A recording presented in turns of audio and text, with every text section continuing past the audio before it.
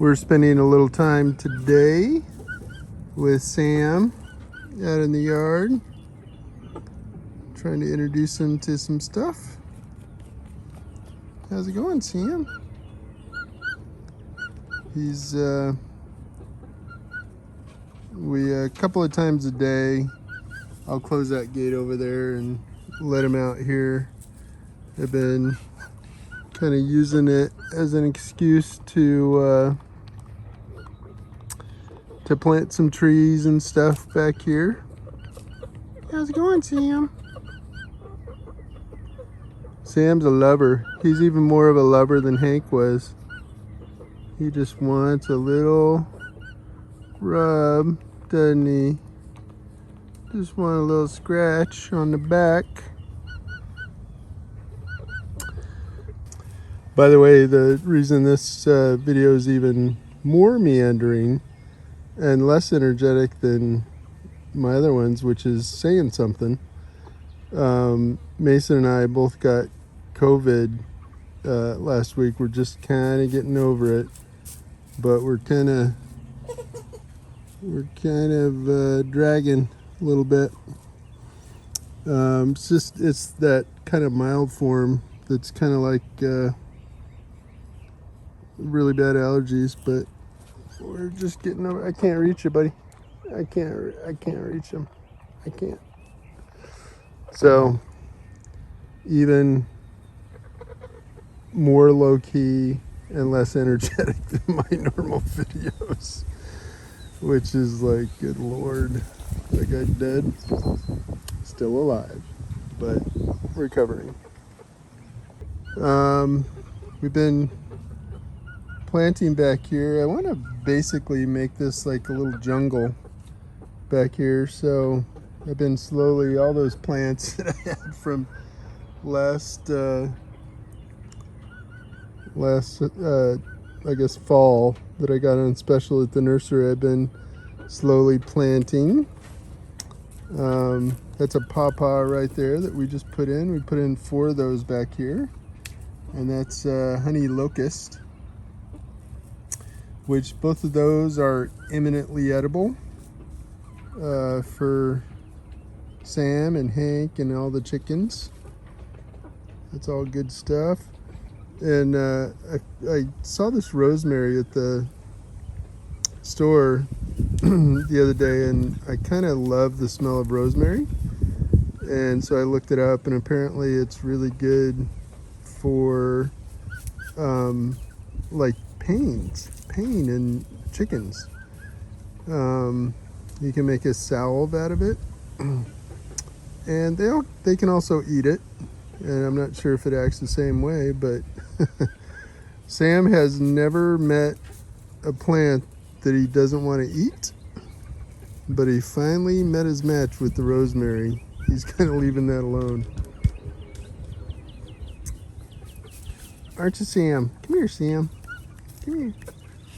Come here. Come here, Sam. Stop running around. It's a little warm out here, which I don't think he's really used to. So he's been running around. He doesn't like it that the chickens are on the other side of that fence, so he keeps trying to find a way to get in. Don't you, little buddy? So this weekend, my son and I are going to put some chicken wire up on these back fences. Right now it's just cattle panel, and there's a couple of places like underneath the coop where there's a bottleneck where if the chickens get caught in there, and I'm standing here trying to get them back into the coop over there, they'll go through the fence. And these are all big chickens. Those black giants are enormous for their age. The Favarellas are big. Everybody's big except for the Polish. And the Polish they're just a lot of fluff. You can see them over there in the corner. There's just a lot of fluff there. And so they could squeeze their way through there. So we need to put chicken wire underneath there which is going to be a challenge. And then all along this fence back here and all along that one, I just want to make sure they can't get out. Because, you know, at the end of the day, we'll have to put them back in here before we open that gate and let everybody else back in here, at least for a couple of weeks. And then they'll be big enough to fend for themselves. I mean, there's 22 of them in here, and they're all buds. So they're gonna be fine. But yeah, we want to make sure they're all safe and they don't get out and get lost back there. That's no man's land back there. No chicken wants to go into that area. That is the forest of death for a chicken back in there, so we don't want to let that happen. So yeah, so we're just going to be planting some plants and letting Hank run around. I thought I'd get a little film of him because he's getting so big. He's like bigger than Hank was at that size for sure. And he's real lanky too. He's like, his legs are longer, his neck is longer, everything is kind of bigger in Sam. So I don't know how that's going to translate when he gets big. Is he going to be, you know, 6'5" instead of 6 foot like Hank? You're going to be a big boy, huh? But he's super sweet. He's a little more gentle than Hank was even at this age. He doesn't run around like a crazy man. A little bit, but not near like what Hank did. Hank was an insane juggernaut for most of his life. Including now. He still does it. So Hank. Hank.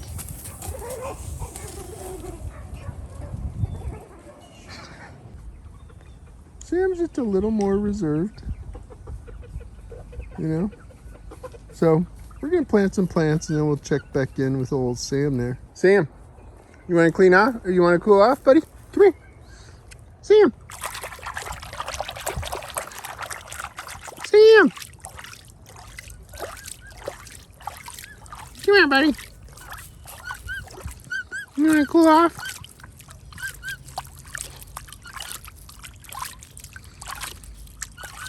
Sam loves the water just like Hank. We took our pool out of here because it was attracting some mosquitoes. So we had to take it out, but we can still cool you off, little buddy. Yes, we can. There he goes. Good shake. What a good shake. All right, let's work up a sweat, buddy. Let's work up a sweat.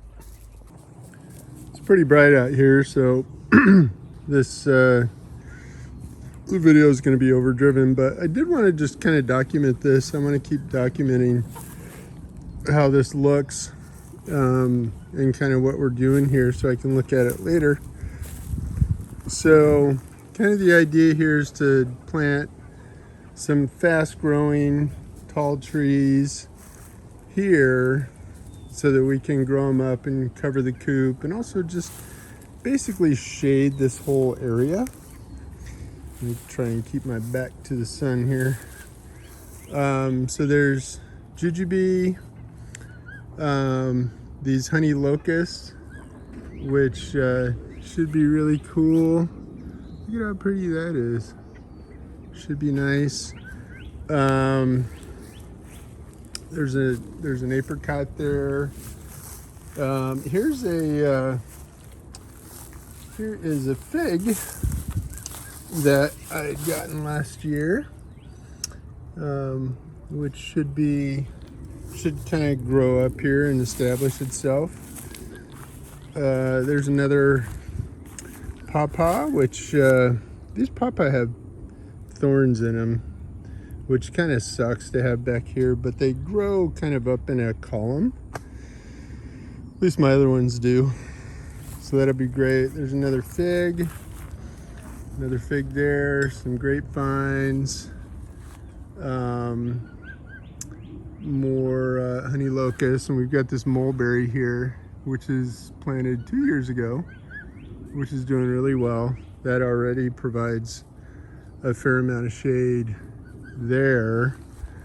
And then out here we've started kind of putting these Satsuma oranges in pots and growing these because I want to have them where I can move them in. So these are the ones that are supposed to live here during the winter, but because they're in pots, I can move them inside if I want. And there's the Empress tree, which that'll get enormous. There's a pear tree there, rose bushes, and all these vines are grapevines, which I stole they were in raised beds, and I stole them for the greenhouse. So I'm waiting for these to kind of subside a little bit. But there's grapevines here, all along there. There's another mulberry there, some more grapevines. So I just want to keep documenting this because I really want this to be kind of a jungle here in the back. There's some native trees here, which are still in good shape. At some point, these guys will become a little brittle. They're not oak trees or something else. I can't think of the name. There is an oak tree there, which she's good forever for the foreseeable future in my lifetime and everybody else's that I know. So he's going to be fine, but these guys, God, I can't think of the name, and the one behind it is at some point they'll become brittle, and they're enormous, so they'll have to come down, but it's going to be a while. Hopefully 20-25 years before we even got to think about that. So, and there's a lot of native stuff out there. A bald cypress out there, it's growing pretty well. I've got a what are they called? They're invasive here in Texas. They're great plants because they grow like crazy. I'll put it in the notes, but these guys, they're invasive in Texas. They spread everywhere. And you know, there's a tree here which I also can't remember the name. This is if I can read it. I don't have my glasses on, but you can read it. Magnolia. So that guy's been there for a couple of years, but I got to make sure and keep him watered. So yeah. And there's a few more that I still got to plant, but I'm going to find spots for them here in this area and just really kind of make this a forest so that there's shade, there's a lot of food that drops. Should be kind of fun. So yeah, that we should finish that up in, at the rate we're going, probably a couple weeks. We'll have this all done. So that'll be great. All right, Hank, we're signing off here, buddy. Hank, Sam, we're signing off. So say hi to everybody, and we'll see you next time. Okay, bye. He's just like a little kid. He's tired, clearly, but he doesn't want to go inside. Sam. And Sam does a trick, which I don't think I've shown. Sam, look. Sam. Oh, yummy. Your favorite. His trick is... Come here, buddy. Come here. He can jump. Oh, dang it. Like a foot in the air. Easy. Come here, Sam. Uh-oh. Sam, look. Sam. Right there. Sorry to trick you. But gotta let Hank in.